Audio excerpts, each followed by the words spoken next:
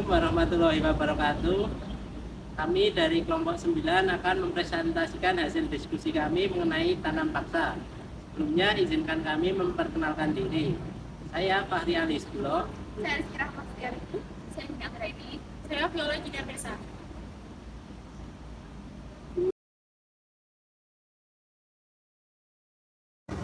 Latar belakang adanya sistem tanah paksa. Pada tahun 1830, keadaan di tanah jajahan dan di negeri Belanda sangat buruk. Beban hutang juga semakin besar. Untuk menyelamatkannya, maka Van der Goes diangkat sebagai Gubernur Jenderal di Indonesia dengan tugas mencari cara untuk mengisi kekosongan kas negara tersebut. Kemudian Van der Goes mengerahkan tenaga rakyat tanah jajahan untuk melakukan penanaman yang hasilnya dapat dijual di pasaran dunia. Hal tersebut dinamakan dengan tanam paksa atau kultur stas.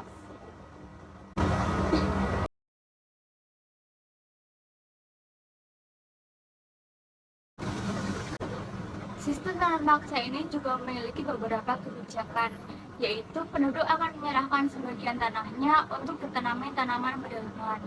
Tanah yang disediakan untuk tanaman perdagangan ini jumlahnya juga tidak boleh melebihi dari 1/5 tanah pertanian yang dimiliki oleh desa.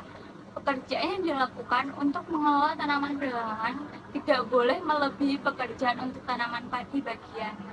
Tanah yang dipergunakan untuk tanaman perdagangan dibebaskan dari pajak. Hasil tanaman perdagangan yang dihasilkan dari tanah yang disediakan wajib diserahkan kepada pemerintah. Bila ada kegagalan panen, ini akan dibebankan pada pemerintah, kecuali disebabkan oleh kelalaian penduduk. Penduduk desa juga akan mengerjakan tanahnya dengan pengawasan kepala mereka, di mana pegawai Eropa akan membatasi pengawasannya pada permasalahan teknis, ketepatan waktu dalam pembajakan panen, dan juga pengangkutan.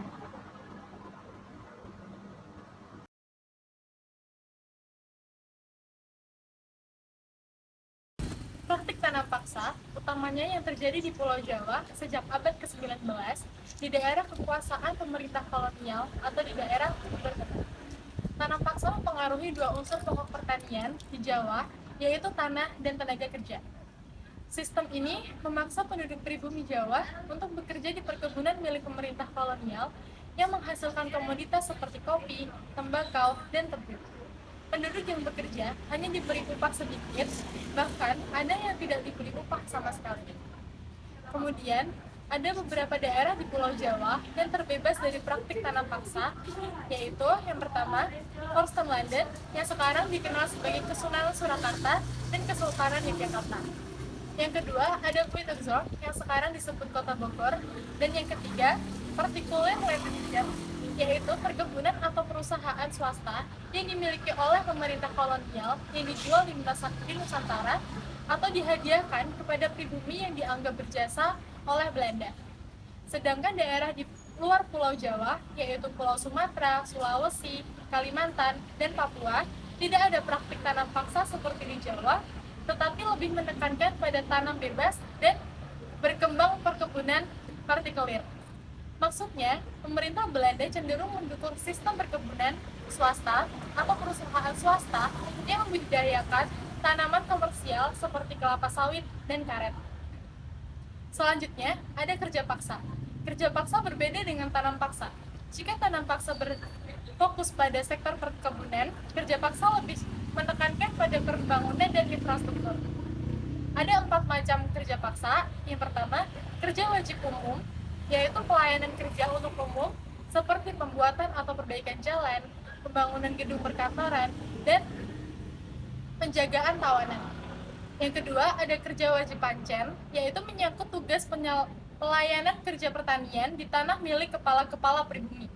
Yang ketiga, kerja wajib garap, yaitu menyangkut pengarahan kerja untuk membuka lahan pertanian, pembuatan dan perbaikan irigasi, kegiatan penanaman, dan pengangkutan hasil panen dari lahan panen ke tempat penimbunan.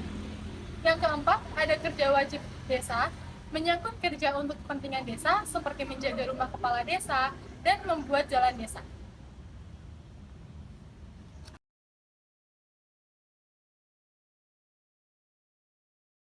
Dampak dari tanam paksa dan kerja paksa yang dilakukan oleh Belanda memiliki dampak positif dan negatif.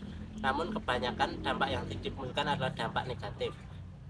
Berikut adalah beberapa dampak negatif yang ditimbulkan dari adanya tanam paksa dan kerja paksa yang dilakukan oleh Belanda. Yang pertama, ada rakyat yang semakin miskin dan tidak teratur hidupnya. Fenomena ini diakibatkan oleh adanya penyimpangan ketentuan-ketentuan yang tercantum dalam Stadsblad yang dilakukan oleh pemerintah Hindia Belanda. Penduduk lebih banyak mencurahkan perhatian, tenaga, dan waktunya untuk tanaman berkualitas ekspor sehingga tidak dapat mengerjakan sawahnya dengan baik. Bahkan dalam suatu waktu tidak dapat mengerjakan sawahnya sama sekali. Dampak yang kedua, rakyat semakin menderita dan tertekan. Rakyat Indonesia harus bekerja keras di bawah pengawasan ketat dari pemerintah Hindia Belanda. Mereka seringkali dipaksa bekerja rodi, yaitu bekerja tanpa upah. Selain itu, mereka juga seringkali mengalami kekerasan dan penganiayaan. Dampak negatif yang ketiga, ada kesenjangan sosial yang semakin lebar. Tanam paksa menyebabkan segelintir orang, yaitu para tuan tanah dan para pejabat Belanda menjadi kaya raya. Sementara itu, rakyat Indonesia yang bekerja keras semakin miskin. Hal tersebut didasarkan karena para pejabat Belanda dan tuan tanah melakukan korupsi dalam pelaksanaan tugasnya. Selanjutnya ada dampak positif. Yang pertama, rakyat Indonesia mengenal berbagai teknik menanam dan jenis tanaman baru. Tanam paksa memperkenalkan berbagai tanaman baru seperti kopi, gula, dan tembakau kepada rakyat Indonesia. Hal ini mendorong perkembangan pertanian dan perkebunan di Indonesia. Yang kedua, ada tenaga kerja yang ahli dalam bidang perkebunan dan pabrik di desa. Tanam paksa membutuhkan banyak tenaga kerja untuk menanam dan mengolah tanaman ekspor. Hal ini mendorong munculnya tenaga kerja yang ahli dalam bidang perkebunan dan pabrik di desa. Namun pada akhirnya tanam paksa memberikan lebih banyak dampak negatif untuk rakyat Indonesia dibandingkan dampak positifnya. Selanjutnya ada penghapusan sistem tanam paksa. Sistem tanam paksa dihapuskan pada tahun 1870 setelah tekanan dari berbagai pihak, termasuk kalangan liberal di Belanda. Penghapusan ini disebabkan oleh perubahan kebijakan pemerintahan Belanda yang beralih dari eksploitasi ke arah pembangunan dan modernisasi. Sistem ini memberikan dampak buruk bagi kehidupan sosial dan ekonomi masyarakat Jawa, seperti kemiskinan, pergeseran pemilikan tanah di kalangan petani pedesaan, dan melemahnya ekonomi subsistem tradisional. Meskipun sistem ini memperkenalkan perekonomian uang dan modal asing dalam ekonomi liberal, dampak negatifnya lebih besar daripada dampak positif bagi rakyat Indonesia.